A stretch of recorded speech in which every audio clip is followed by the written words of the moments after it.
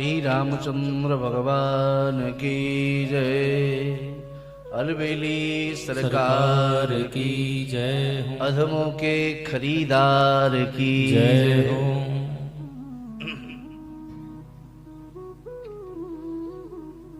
अधमों के खरीदार तो हमारे बिहारी जी हैं, ठाकुर जी, हमारी किशोरी जी हैं। जगत में कोई अधम को देखना नहीं चाहता और हमारी श्री किशोरी जी हैं जो अधमों को खरीद लेती हैं। कृपा। सनातन गोस्वामी पाद कोलकाता एक बार गए, एक ब्राह्मण को सेवा, श्री दामोदर लाल की सेवा देकर के लौट करके जब श्रीमद वृंदावन आए तो देखा दामोदर जी बहुत सूखे हुए हैं। रात ब्राह्मण देवता से पूछा, सरकार आप भोग नहीं लगाते? बोले महाराज भोग तो बड़े भाव से लगाता। बोले फिर दामोदर जी सूख कैसे गए? रात को सो रहे थे तो स्वप्न में दामोदर लाल प्रकट हुए। बोले बहुत जोर से भूख लगी है। क्यों? देवता, ब्राह्मण देवता ने भोग नहीं लगाए। बोले वो तो बहुत तुमसे भी अच्छा भोग बना बना के लगाते थे, बड़े भाव से पवाते थे। बोले फिर सूख क्यों गए? तो श्री दामोदर लाल ने कहा, जो भाव, जो स्वाद आपके भोग में होता था वो पंडित जी के भोग में नहीं होता, इसलिए सूख गया। रात में जग करके खिचड़ी बनाई, भोग लगाया, श्री दामोदर लाल को पवाया और दामोदर लाल पुरोहित हो गए।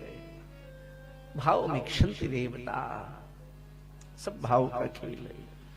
तो यह पावन कथा, नास्ति गंगा स्वम तीर्थम, नास्ति मातृशमो गुरु, नास्ति विष्णु शमो देवो, नास्ति रामायणात् परम।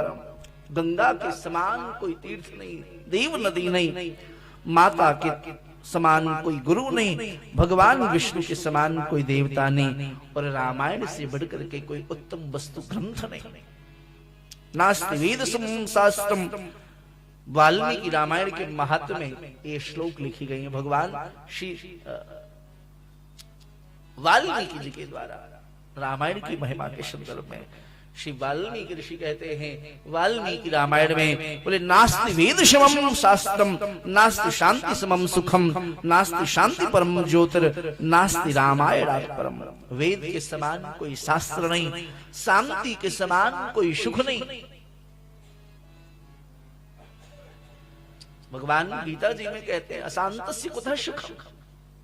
जिसका मन अशांत है उसको सुख कहां से मिल सकता है? अशांतस्य कुतः सुखम।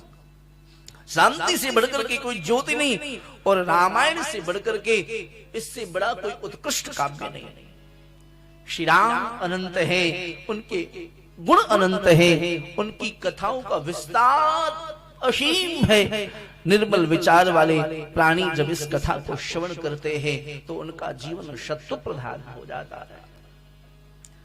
अध्यात्म के मार्ग में उद्देश्य क्या है हमारा? हमारा जीवन किसी प्रकार से सत्व प्रधान हो जाए, सत्व गुण की अभिवृद्धि जीवन में होती चली जाए। भगवान श्री कृष्ण जब इस धराधाम को छोड़ करके पंच भौतिक शरीर से जाने लगे तो उद्धव ने पूछा एकादश स्कंद में, बोले सरकार ये मन आपके चरणों में लगे कैसे?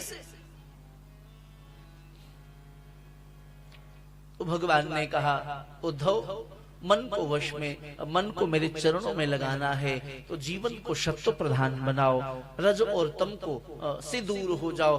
तो उद्धव जी ने कहा सरकार ये रज तम नष्ट कैसे हो?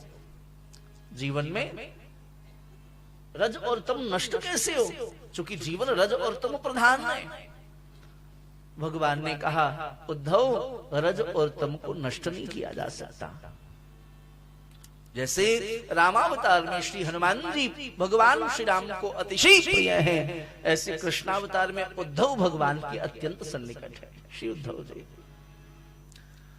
भगवान ने कहा उद्धव, रज और तम को कभी नष्ट नहीं किया जा सकता, तो क्या करें? बोले जीवन में सत्व को बढ़ाओ। जब सत्व बढ़ेगा तो रज और तम स्वतः ही शांत होता चला जाएगा। इसको मिटाया नहीं जा सकता, नष्ट नहीं किया जा सकता। सत्व की जैसे जैसे अभिवृद्धि होगी, किसी का जीवन सत्व प्रधान है, किसी का रज प्रधान है, किसी का तम प्रधान है। कोई कितना भी बड़ा सात्विक जीव क्यों न हो, लेकिन फिर भी 24 घंटे के अंतराल में उसके जीवन में क्षण भर के लिए सही रज और तम का प्रवेश अवश्य होता।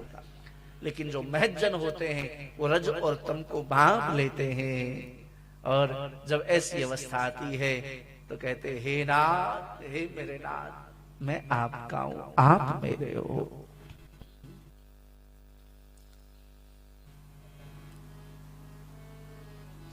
कृपा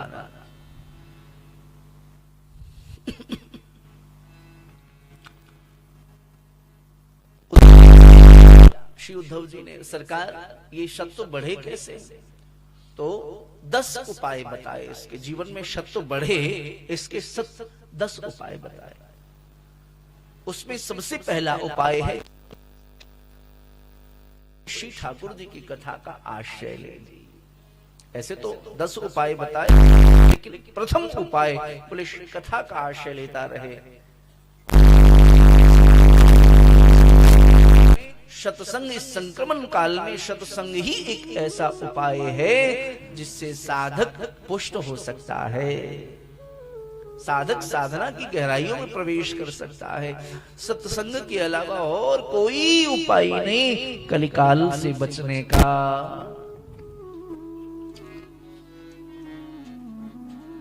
श्री गोस्वामी जी ने भगवान के श्री चरणों में अपने मस्तक को झुका करके प्रणाम किया है, और ये रामचरितमानस संवत 1631 में दिव्य रामचरितमानस को प्रारंभ किया।